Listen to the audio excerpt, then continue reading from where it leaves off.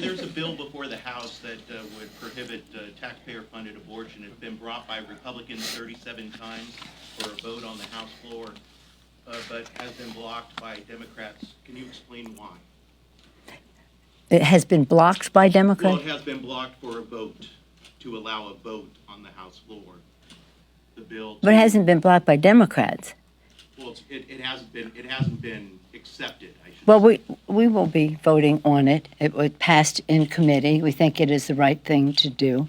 It is something that many of us have been concerned about for a long time as an issue of health, as an issue of fairness, and we will send the bills over to the Senate. We'll see. It may be. No, I'm sorry. I think you misunderstood. It's a bill to prohibit taxpayer-funded abortions, to have money go to taxpayer-funded abortions. Well, that's in the law for Medicaid. You're talking about Medicaid. That's in the law. What we have in our bill is to overturn that. There's no need to have that. That is the law now. And the reasons why to have it overturned?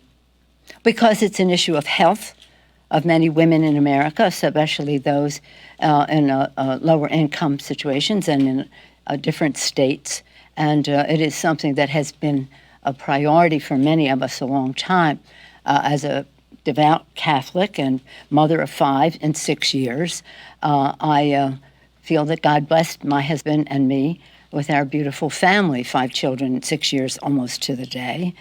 But that may not be what we should. It's not up to me to dictate that that's what other people should do. And it's an issue of fairness and justice for poor women in our country. Yes, ma'am.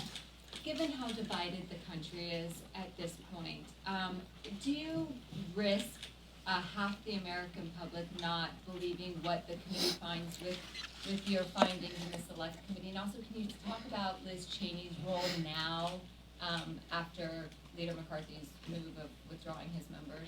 Well, no. In fact, I don't accept your stipulation that half the country is. There is a percentage of the country who is in denial about COVID and getting vaccinated, and it's sort of the same crowd. But overwhelmingly, if you look at the polls, and if that's what your measure is, they want to know the truth. Is it like in the 70s that people want to know more about what happened on January 6th? And 59% of Republicans, according to the polling that came out this morning, think we need to know more about what happened on January 6th. I think that to take this to the end, these people are going to act up, cause a problem. And people said to me, put them on, and then when they act up, you can take them off. I said, why should we waste time on something as predictable? The Republicans that they put on will have their own point of view. Nobody's saying that it all should be one point of view going on the committee. But it is when statements are ridiculous and fall into the realm of you must be kidding, there's no way that they're going to be on the committee. Okay, I got to go. Accounts for the rightward shift of Latino voters in the 2020 election, and should the Democratic Party be preparing to appeal to the Demographic differently in the midterm? Well, you want to talk politics? Yeah, obviously the Latino community is the future of America. If you actually study the numbers, there was a very strong vote for Joe Biden in that. The message, part of our issue in the last election was that we could not go door to door. We could not go door to door to get out the vote. We will be able to go out to door next. But regardless of that, we should be paying a great deal of attention. And I'm so proud of our Congressional Hispanic Caucus for the work that they do in the Congress to bring the concerns of the community into a priority place in our debate and our discussion, and that their communication is helpful to us to understand more fully what some of the issues are. Some of the issues you are newer issues to the discussion. The Latino community is a young population.